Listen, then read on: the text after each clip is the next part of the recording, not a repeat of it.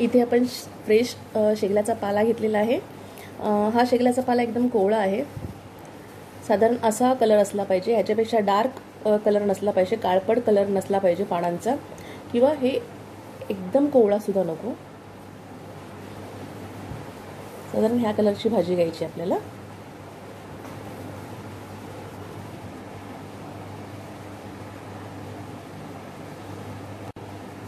भाजी नीट कशी करायची ते आपण पाहून घेऊ। ही अशी रफली अशी काट्या सर्व काढून घ्यायच्या।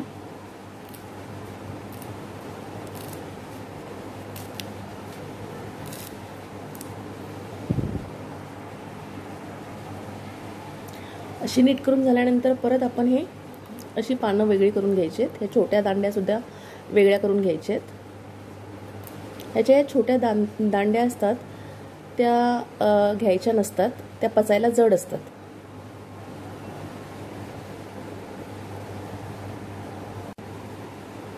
तुम्हाला मी 3 कलरची पानं दाखवते। ही बघा, ही आपण कोवळी भाजी घेतलेली आहे, जी आपण बरोबर योग्य आहे भाजी करण्यासाठी।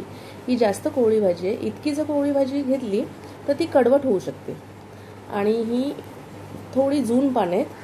ही असली भाजी सुद्धा घ्यायची नसते, ही पचायला जड असते।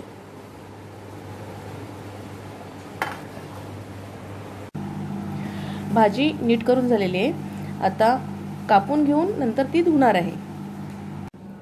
खूप कमी साहित्यामध्ये चविष्ट होणारी ही भाजी आहे। इथे मी एक मोठा कांदा घ्यायचा आहे किंवा 2 छोटे कांदे घ्यायचे। त्यानंतर चवीनुसार तिखट मिरच्या घेतलेल्या आहेत, ठेचलेला लसूण घेतलेला आहे, ओलं खोबरं घ्यायचं आहे। तेल छान गरम झालेलं आहे, लसूण मिरच्या घालून घेऊया।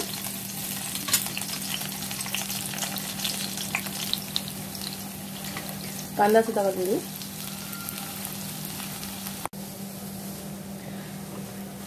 कांदा जास्त शिजवून घेण्याची गरज नाहीये, साधारण 1 मिनिट परतून घेतलेला आहे। आता मी ही धुवून घेतलेली भाजी घालत आहे।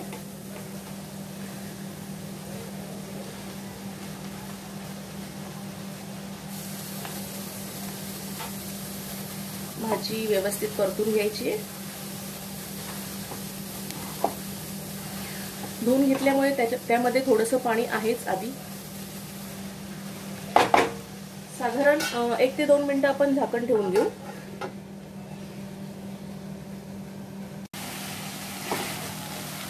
दोन मिनिटं झालेली आहेत, तुम्ही पाहू शकता भाजी पूर्णपणे आळून गेली आहे। या भाजीमध्ये स्वतःच असं पाणी नसतं, त्याच्यामुळे आपण थोडंसं पाणी ऍड करू शकतो, किंवा वर ताट ठेवून त्या ताटावर पाणी ठेवू शकतो वाफेवर शिजवण्यासाठी।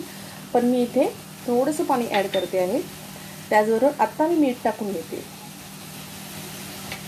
परत आपण 3-4 मिनिटं भाजी शिजवून घेणार आहोत। इतर पालेभाजीपेक्षा ह्या भाजीला थोडासा वेळ लागतो शिजायला।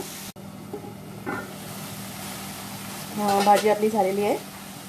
सगळ्यात शेवटी आपण खोबरं घालून घेणार आहोत। खोबरं चांगलं परतून घ्यायचं आहे।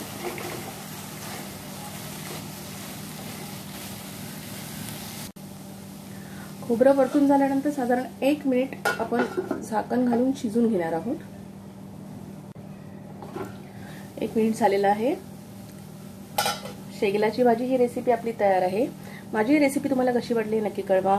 जर आमच्या चॅनलला अजून सबस्क्राइब केलं नसेल तर आमच्या चॅनलला सबस्क्राइब करा। थँक्यू।